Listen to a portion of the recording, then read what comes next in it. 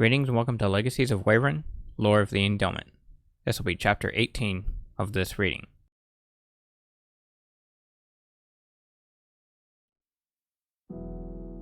It had been 1 month since my twin brother's death. Ever since then, Zaec had been totally quiet, while Amber and Jewel never spoke a word about him.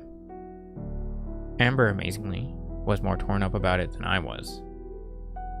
Serena would try to talk every now and then, even about normal everyday stuff, but she'd only end up stopping herself when she found something that would resemble my brother.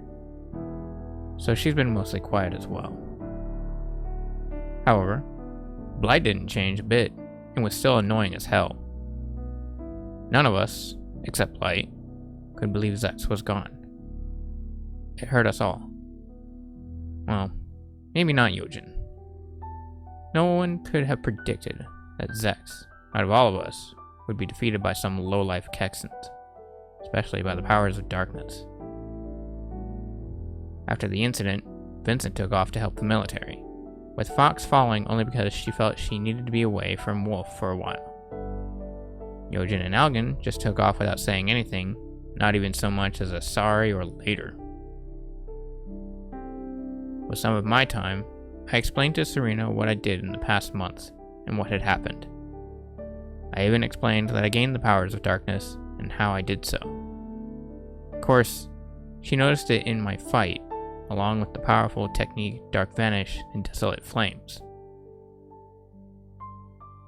Amazingly, she only slapped me across my face with her right hand, then said she was sorry for slapping me as she moved to hug me. I didn't quite understand that, but I decided not to get too into it. I guess that it was just because she was mad at the fact that I didn't tell her in the first place, or that I lied to her. Maybe both. For about a month, I sat at my desk during the day and watched the news. I hated the news, but nothing else is good enough to watch. I actually sat my chair upright, yet leaned over my desk with my elbows on it, my hands folded in front of my mouth. Even though I was watching the news, I wasn't giving my full attention to it. I just got the gist of it. At night, because I couldn't sleep from the past incident, I stood out on the balcony and watched the storm above. Wondering. Just wondering. At around noon, the news gave a report of a major pileup on some freeway in Arizona, caused by a reckless driver. They lost the driver in the distraction of the crash, but promised that they would have him/her arrested within the hour. However, if it was one of us, then there's no way that was gonna happen. Serena and Bunny tried to make something for Amber and Jewel to eat, with Wolf lying in the center of the living room in her full animal form.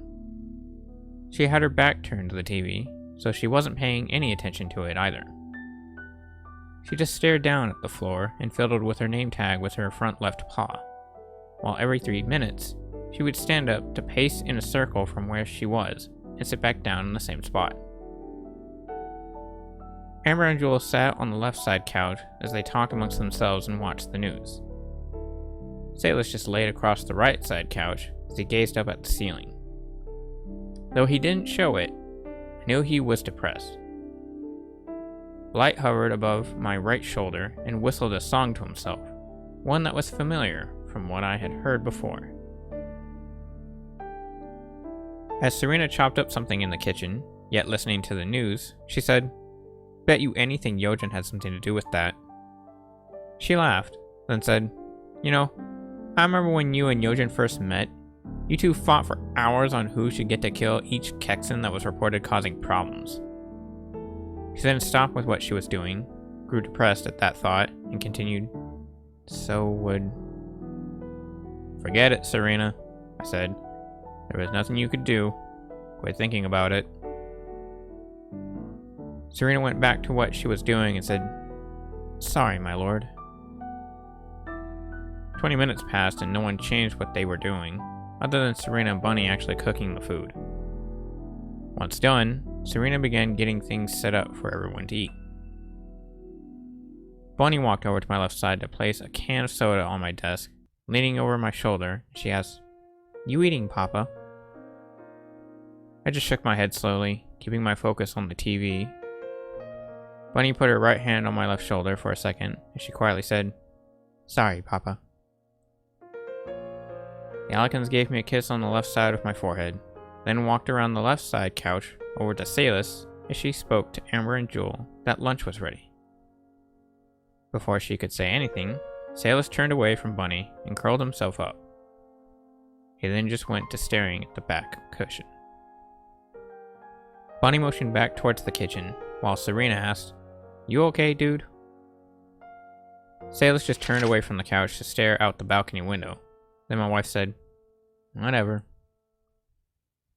Just then, Salus stood up, headed towards one of the balcony doors, and swung it open as he yelled, "Yeah, fuck you too." He slammed the sliding door, cracking the glass, then jumped up on the ledge and lunged forward to fly away from us. Serena sighed as she stopped with what she was doing, then said, "Son of a bitch." She then looked over at me and asked, "Aren't you gonna go after him?" Kid needs some time alone to cool off, so no. About 3 hours later, the news reported 2 powerful beings fighting in Denver, Colorado. Both of them clashing furiously and causing a major disruption to the settlement. However, the news couldn't give a clear description on either of the two, which meant that I had no choice but to head out and end the fight myself. I felt it might have something to do with Salus. Pulling my chair back to stand, I said, "I'll be back." "With your brother, I hope," Serena said, while Blight flew over to her left shoulder as he continued to whistle. I turned around from my left to see my wife standing in front of the island counter. Staring down at the floor, she faced me. She was also holding the medallion on her necklace with her left hand, saddened and in fear of what could come with my actions. "Please," she said. "I don't want to see you get hurt." She then looked up at me, about to cry, and continued, "Not again." I gazed into her eyes, then glanced down as I turned away from her to head out from the balcony. While opening the door, I said, "I can't promise you that, Serena." I shut the door behind me and stepped up onto the ledge, then looked up at the sky and said, "I'm sorry." With that, jumped off and flew towards Colorado.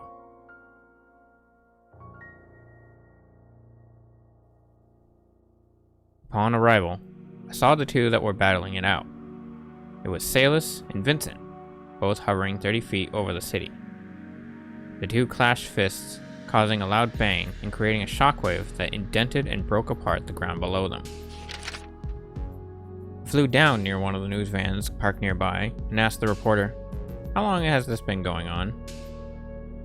"Dunno," the reporter replied, keeping their focus on the fight. "Creator," he said, irritated. "Useless." And then jumped up towards Salus and Vincent to try and break up the fight. The reporter became very surprised and yelled at their camera personnel to take a picture of what was going on. I flew up to hover just 10 feet away from Salus and Vincent, while they continued to push their fists against each other's and give out angry glares. I quickly yelled to Salus, "Brother, stop this. What are you doing?" "Shut up," he barked. "They must die. They're the ones responsible for his death. They're the ones who should be dead, not him. Not my brother. They all deserve to die." Then pulled his fists away as he tried to kick with his right foot, but it was blocked by Vincent's left in the exact same movement. "No, they don't," my friend calmly responded as he pushed against my little brother. "You're only going off—" "Shut up!" Salus quickly swung his left foot around and kicked Vincent in the right side of his head, tossing my friend into the ground near a group of humans. My brother then turned his left side towards the news crew below, while motioning his head to look over his left shoulder at them. He also held both of his hands back at his right side, slightly apart, with the palms aimed towards each other. He went to charge a large amount of energy between his hands as he yelled, "I'll blow you all away!" I quickly moved in front to try and stop him as I yelled, "Brother, stop! It's not their fault!" The energy Salus concentrated formed into a dark olive green ball, with a pastel orange spark within its spherical shape, and grew to the size of a basketball, pushing his hands even more apart. Once the blast formed, Salus yelled, "There's no point in saving these Quellans anymore, brother. One way or another, they're all gonna die. So let me just end it now. What about Jewel? I thought you loved her." "She's dead to me."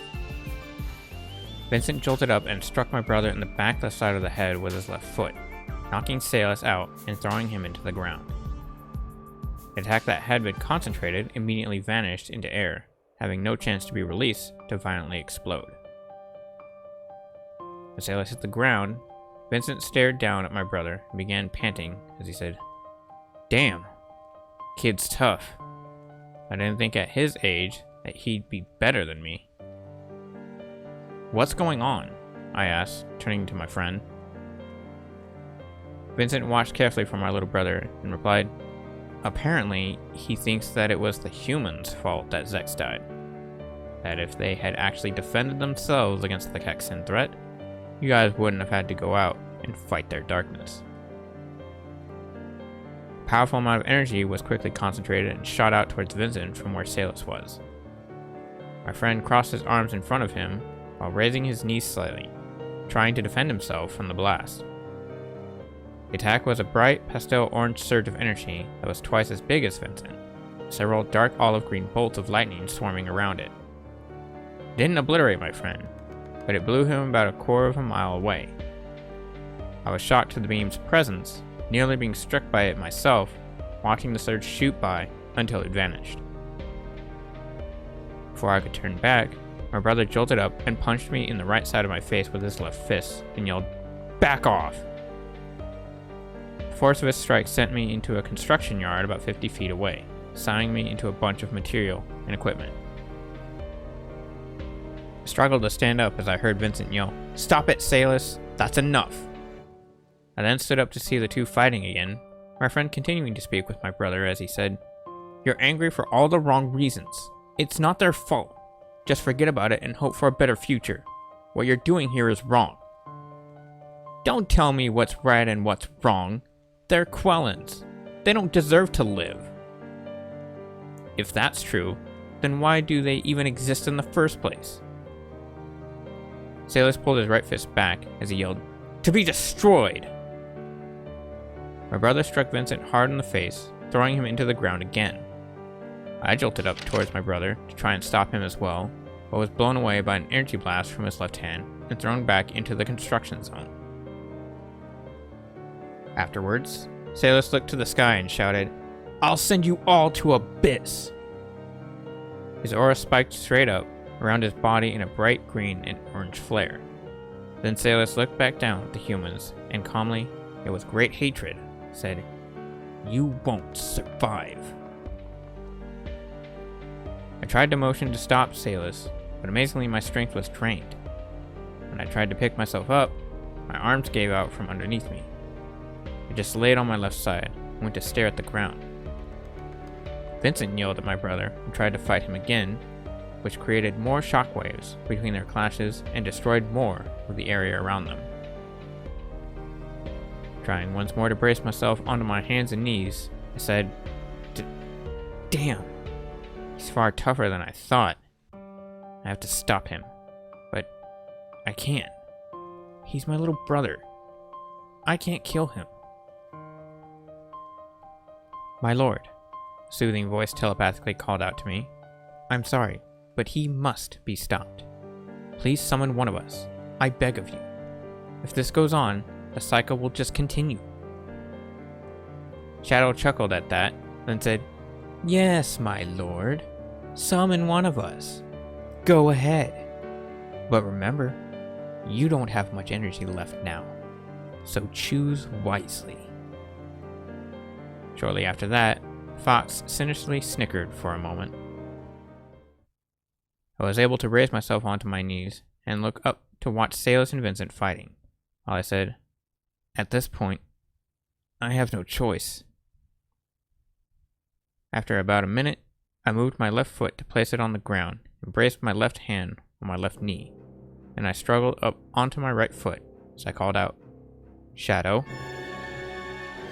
The fox responded with a quick laugh, then asked, "What is it, my lord?" "You're the only one I can summon without using all of my energy, but you better do as I ask." In the brawl, Salus struck Vincent in the face again and threw my friend back into the ground, finally knocking him out, this time for a long while. I then said, "So with that, I need you to stop him. Stop my little brother." Shadow gave a sinister laugh, then said, "Your will be done, my lord."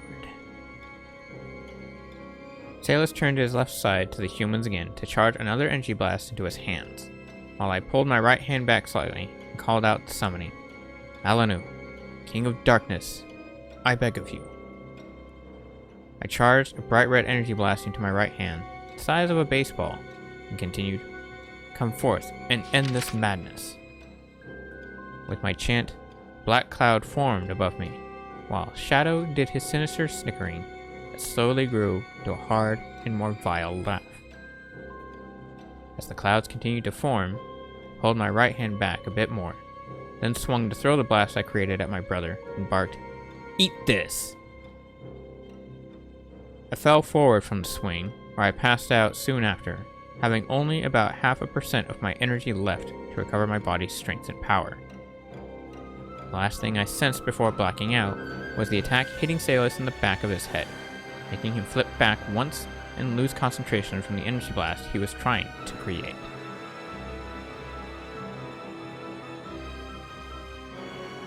This concludes the reading of Chapter 18.